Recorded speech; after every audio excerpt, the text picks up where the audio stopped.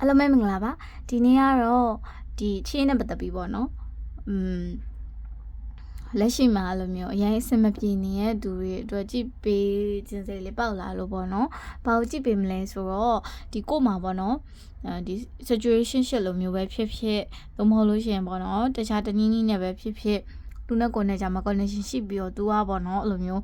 စာမလာအကြောင်းမကြားတော့၎င်းတော့မဟုတ်စာလာပြီးအကြောင်းကြားတော့၎င်းပေါ့နော်ကိုအဲ့လိုမျိုးအရန်အကြောင်းပြချက်မရှိဒီကိုစီကနေထွက်သွားတဲ့လူပေါ့နော်အဲ့လူကကိုစီကိုဘယ်လိုပြောရမလဲပြန်လာမှလားဆိုတဲ့ဟာလေးပေါ့နော်ပြီးသွားလို့ရှိရင်အဲ့လူကဘာကြောင့်ထွက်သွားတာလဲဆိုတဲ့ဟာလေးအဲ့အလေးနဲ့ပတ်သက်ပြီးတော့ဒီနေ့ကအဲ့လို terror လေးကြည့်ပေးချင်ပါတယ်ဆိုတော့ဒီနေ့ကကြောက်ပေါ့နော်သူ့ရဲ့အကြောင်းပြချက်ကို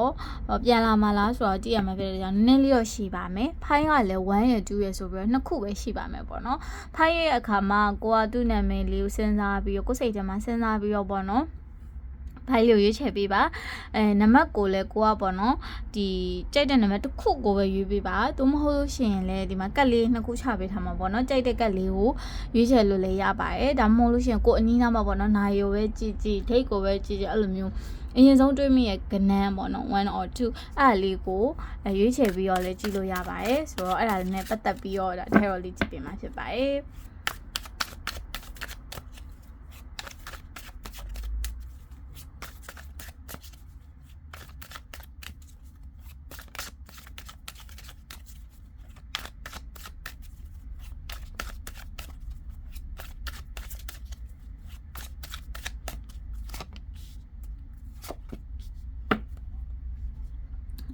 Okay.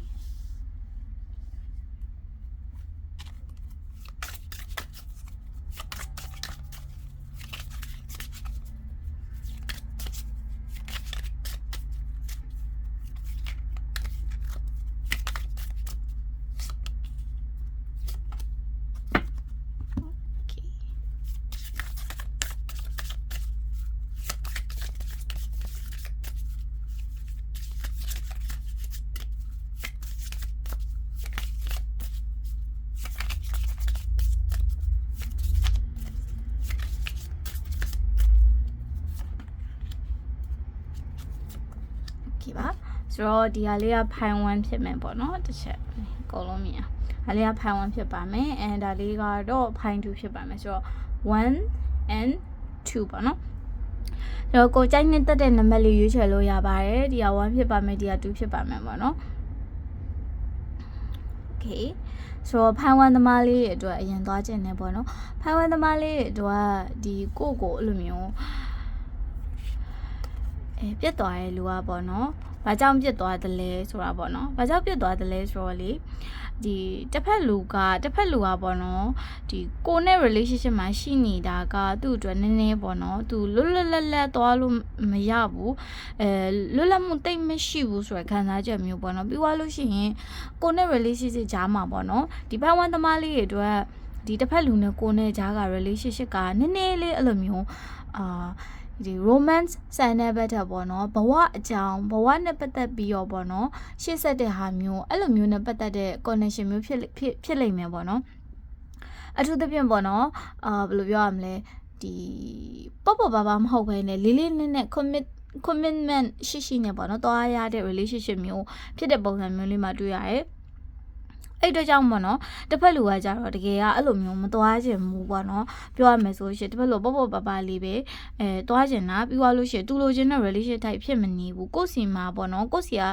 ဒီ burden တွေကို तू ကမျှဝေပြီးခံစားနေရလို့ तू ကခံစားရတာပေါ့နော်တစ်ဖက်လူဘက်ကပေါ့နော်ပြီးသွားလို့ရှိရင်ဘယ်လိုပြောရမလဲကိုနဲ့ဆက်ရှိနေလို့ရှိရင်ဒီလိုမျိုးတွေကလွတ်နိုင်မှာမလားဆိုတော့ तू တိတ်ပြီးယုံကြည်ချက်မရှိဘူးကိုနဲ့ရှိနေရကိုပြောရမယ်ဆိုရှင်ပွလင်းပြောတာပေါ့နော်ဒါကျွန်မဘေးဟောလို့ရှင်ပွလင်းပဲပြောရပေါ့နော်သူ့ဘက်ကလို့အချိန်နည်းနည်းဖြုံးတယ်လို့ခံစားရတာပေါ့နော်ကိုနဲ့ရှိနေရအောင်တခြားသူ့မှာ option တွေ opportunities တွေကိုသွားလို့လာလို့မရဘူးလုံးလို့ကြိုင်လို့မရဘူးအဲ့လိုမျိုးပေါ့နော်ကိုနဲ့ရှိနေလို့ရှိရင် तू ရှောက်ချင်တဲ့လမ်း तू ရွေးချယ်ချင်တဲ့လမ်း तू ဖြစ်ချင်တဲ့ပုံစံမျိုးဖြစ်မလာနိုင်ဘူးဆိုတော့ခံစားချက်ရှိရတဲ့အတွက်ကြောင့်မလို့ပေါ့နော်တစ်ဖက်လူကလောဘကြီးရပေါ့နော်ပြောရမယ်ဆိုလို့ရှိရင်နည်းနည်းလောဘကြီးတယ် ကိုပေးနိုင်တာနဲ့ तू မလုံလောက်ဘူးပေါ့နော်အဲ့လိုလူမျိုးလို့ပြောလို့ရအဲ့အတွက်ကြောင့်မလို့ဒါ तू ထွက်သွားတာပေါ့နော်ထွက်သွားတာကနေပြန်လာမလားဆိုဒီမှာပေါ့နော်ကတ်ကိုမြင်တာနဲ့သိရတယ်ပေါ့နော် no လို့ပြောရတယ်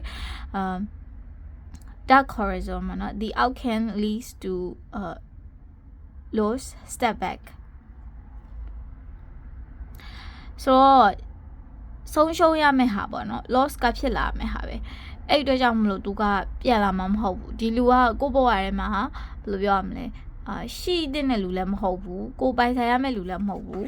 အဲ့အတွက်ကြောင့်ပြန်လဲမလာနိုင်ဘူးပေါ့နော်ပြောရမယ်ဆိုလို့ရှိရင်ပြီးွားရင်ဒီလူရဲ့ characteristic ဒီလူရဲ့ကိုယ့်ဘောတွေးခေါ်ပုံဒါကိုကြည့်လိုက်မယ်ဆိုလို့ရှိရင်လည်းပေါ့နော်ဒီလူကကိုယ်နဲ့ရှိနေတဲ့အချိန်တွေကိုဘယ်လိုပြောရမလဲဖြုံးနေရလို့ခံစားရတယ်ပြီးွားရင် तू ကကွာဘယ်လိုပြောရမလဲ तू ရမပေါ့နော်ဒီ relationship တခုပေါ့ဖြစ်ချင်တာ तू ကအဲ့လိုမျိုးပပပလေးသွားချင်တာအဲ့ကိုနဲ့ relationship မှာ तू ကတာဝန်ယူရတာညာတယ်အဲ့ responsibility ကို तू မခံစားနိုင်ဘူးပေါ့နော်အဲ့အတွက်ကြောင့်လည်းပါတယ် तू ထွက်သွားတာပေါ့နော်ဆိုတဲ့အတွက်ကြောင့်မလို့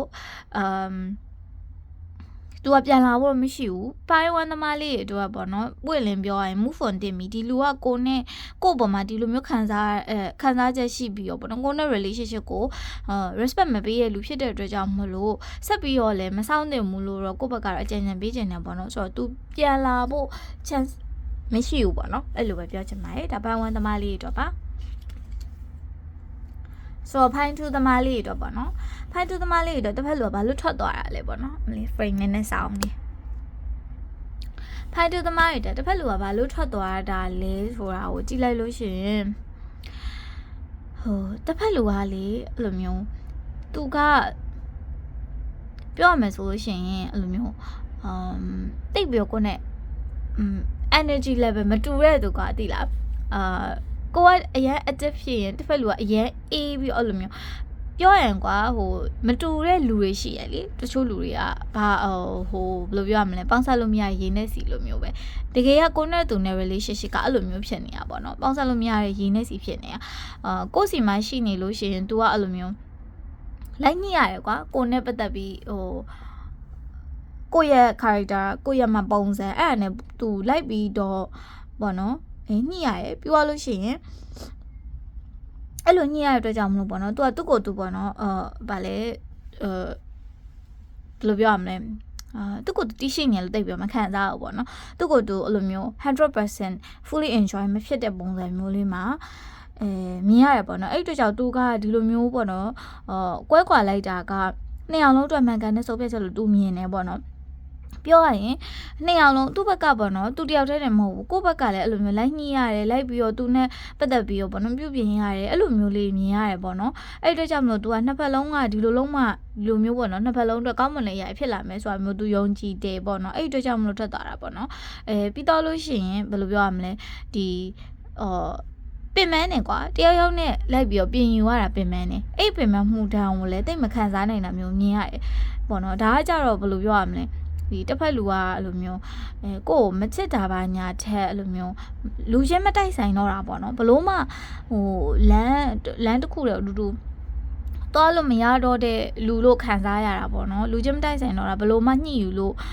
အဆင်မပြေတဲ့နေရာတွေပေါ့နော်ရှိနေတာပေါ့နော်အဲ့ဒါလေးကိုပေါ့နော်မြင်ပြီးတော့တစ်ဖက်လူကဒါသွားတာပြောရမယ်ဆိုရှင်เนาะတစ်ဖက်လူကပြန်လာမှလားဆိုတော့maybe ပေါ့နော်လုံးဝရင် no မဟုတ်ဘာကြောင့်လဲဆိုတော့တစ်ဖက်လူကအဲ့လိုမျိုးကိုမချစ်လို့စွန့်ခွာသွားတယ်အဲ့လိုကြောင့်မဟုတ်ပဲလူချင်းမဖြစ်နိုင်လို့ထွက်သွားတာပေါ့နော်ဖြစ်နိုင်တာကတော့ပေါ့နော်တစ်ဖက်ကကလေးဆန်ပြီးတော့တစ်ဖက်ကအဲ့လိုမျိုးရင်ကျက်တဲ့တော့မဟုတ်တစ်ဖက်ကအပေါင်းအသင်းနေနဲ့ပေါ့နော်ပြောတတ်ပါတတ်ပြီးတစ်ဖက်ကကြတော့ဒီတယောက်တည်းနေတတ်တဲ့လူမျိုးအဲ့လိုမျိုးပေါ့နော်လူချင်းမတူဘူးတချို့ကြတော့ age gap လည်းရှိရဲ့sorry ပါဒီအသက်အရွယ်ကွာခြားမှုလည်းရှိရပေါ့နော်အဲ့ဒီအတွက်ကြောင့်မလို့ထွက်သွားဖြစ်တဲ့အတွက်ကြောင့်မလို့သူကပေါ့နော်အဲ့လိုမျိုးno အနေနဲ့တော့မထွက်လာဘူး maybe သူပြန်လာကောင်းပြန်လာနိုင်တယ်ဆိုတဲ့ဟာမျိုးလေးကိုမြင်ရပါတယ်ဆိုတော့ဒါပိုင်း1နဲ့ပိုင်း2သမားလေးတွေကြည့်ပြရပါတော့တကယ်လို့ကိုကဒီချက်ပို့ပြီးတိတိကျကျကြည့်နေဆိုရှင်ကျွန်မစီမှာ personal tarot reading လေးတွေပေါ့နော်အခြေရေးအတွက်တည်တံ့ကြည့်ပေးတဲ့package number 3 2000 package လေးရှိပါတယ်အဲ့ package လေးနဲ့လာမိမင်းဆိုလို့ရှိရင်ဒီပေါ့နော် ပို့ပြီးတော့ရှင်းရှင်းလင်းလင်းနဲ့ပို့ပြီးတော့ပေါ့နော် personalize ဖြစ်တဲ့ video လေးကိုကြည့်ပြနိုင်မှာပဲဖြစ်ပါတယ်ဆိုတော့ဒီနေ့ကဒီလောက်ပါရှင်အားလုံးပဲနောက်မှပြန်တွေ့ပါမယ်နောက်ဗီဒီယိုမှာပြန်တွေ့ပါမယ်ရှင် bye bye